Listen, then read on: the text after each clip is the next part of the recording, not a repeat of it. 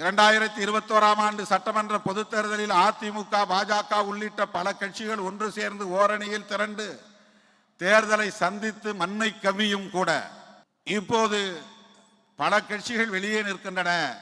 அதிமுகவும் பாஜகவும் தான் கைகோர்த்திருக்கின்றன. ஆனால் எந்த தெம்பில் அமித்ஷா தமிழ்நாட்டுக்கு வரும்போதெல்லாம் இங்கே 2026 தேசிய ஜனநாயக கூட்டணியின் ஆட்சிதான் மலரும், கூட்டணி ஆட்சி உருவாகும் என்று திரும்ப திரும்ப சொல்லுகிறார். பீகாரிலே இன்றைக்கு ஸ்பெஷல் இன்டென்சிவ் ரிவிஷன் என்கிற பெயரில் தீவிர வாக்காளர் பட்டியல் திருத்த நடவடிக்கையில் அவர்கள் ஈடுபட்டு இருப்பதில் எவ்வளவு பெரிய திருட்டு வேலைகளை செய்திருக்கிறார்கள் என்பது அம்பலமாகி இருக்கிறது. அதை போன்ற தில்லுமுள்ளு வேலைகளை தமிழ்நாட்டிலும் செய்வதற்கு, அதன் மூலம் ஆட்சியை கைப்பற்றுவதற்கு ஏற்கனவே அவர்கள் திட்டமிட்டிருக்கிறார்கள் என்பதைத்தான் யூகிக்க முடிகிறது. இது வெறும் யூகம் என்று நாம் கடந்து போய்விட முடியாது. மகாராஷ்டிராவில் நடைபெற்ற தேர்தலாக இருந்தாலும் அவர்கள் பெற்ற வெற்றியின் பின்னால் இப்படிப்பட்ட தில்லுமுள்ளு வேலைகள் நடந்திருக்க வாய்ப்பு இருக்கிறது என்பதைத்தான் இன்றைக்கு அரசியல் வல்லுநர்கள் பலரும் அழுத்தமாக பேசுகிறார்கள். இதனையும் நாம் எதிர்கொள்ள வேண்டும். அவருடைய தாயார், அவருடைய சகோதரி இருவரையும் நன்கு அறிவேன். அந்த 2 பேருக்கும் தற்பொழுது இல்லை. ஆனால் அவர்கள் 2 பேருக்கும் ஒரு மிகப்பெரிய கவலை இருந்து கொண்டே இருந்தது. அது என்ன கவலை என்று சொன்னால், தோழர் திருமணம் செய்து கொள்ள வேண்டும் என்கிற கவலை. அவர்களும் யாரிடத்திலும் சிபாரிசு மூப்பனார் வரையில் சென்று சொல்லி, தம்பிக்கு எப்படியாவது கல்யாணம் பண்ணி வைங்க என்று சொல்லி சிபாரிசெல்லாம் செய்து பார்த்தார்கள். பிடிவாதமாக மறுத்து விட்டார்.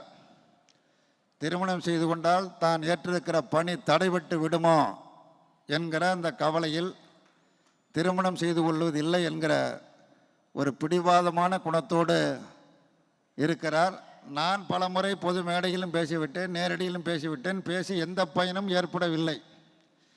இப்போது அதை நான் திருப்பி வற்புறுத்தி பயன் ஏற்படும் என்கிற நம்பிக்கையும் எனக்கு இல்லை. ஒரு பக்கம் டிடிவி என்ன சொல்றாருன்னா, என்டிஏ கூட்டணிக்கு ஓபிஎஸ் அது எல்லாமே இன்னும் காலம் இல்லை, அதுக்குள்ள எல்லாமே காலம் இருக்கிறது. Wait and see. காலம் நல்ல பதிலை தரும். எல்லாருமே அண்ணன் தான்.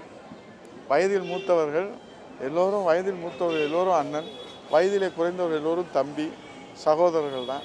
என்றைக்கும் அவர் அண்ணன் தான், அதில் ஒன்றும் மாற்று கருத்து அல்ல. ஆனால் அவர் இது போன்ற அனுதாபத்தை தேடுவதற்காகவும் இந்த திசை திருப்புகிற வேலையெல்லாம் இனியும் அவர் முயற்சி செய்தால் அவருக்கு இனிமேலும் தோல்விதான் கிடைக்குமே தவிர, அவர் நினைப்பதெல்லாம் நிச்சயமாக, ஏனென்றால் தடம் புரண்டவர்கள், தடமாறி போனவர்களுடைய கருத்துக்களை தமிழ்நாட்டு மக்களோ தொண்டர்களோ என்றைக்கும் பொருட்படுத்த மாட்டார்கள் என்பதுதான் நம்முடைய தமிழக அரசியல் வரலாறு. அது அண்ணன் அவர்களுக்கும் நன்றாக தெரியும். அதிமுக என்பது திரு அமித்ஷா அவர்களுடைய கட்டுப்பாட்டில் வந்துருச்சு.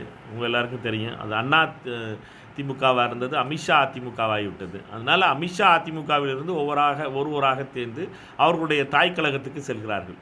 அதனால் அதில் நம்ம ஒன்றும் சொல்கிறதுக்கு இல்லை. அது எங்களை பொறுத்த மட்டும் அமித்ஷா அதிமுகவாக மாறிவிட்டது இந்த கட்சி. அந்த கட்சியை நீங்கள் வெறும் இப்போ பிரச்சாரமாக தான் அண்ணன் எடப்பாடி பழனிசாமி என்ன ஊருக்கு வந்து போயிட்டுருக்காரு. இப்போ விருதுநகருக்கு வந்திருந்தார், சிவாசிக்கு வந்திருந்தார். நீங்கள் எல்லோரும் பார்த்தீங்க.